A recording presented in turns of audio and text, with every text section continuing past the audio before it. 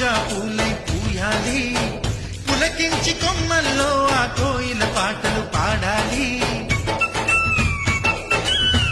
చుట్టాలు పక్కాలొచ్చి కమ్మని విందులు చెయ్యాలి, చూసేటి ఊరు వాడ మనసారా దీవించాలి. నలుగురు కలిసి చేతులు కలిపి మన కలలన్నీ పండించాలి.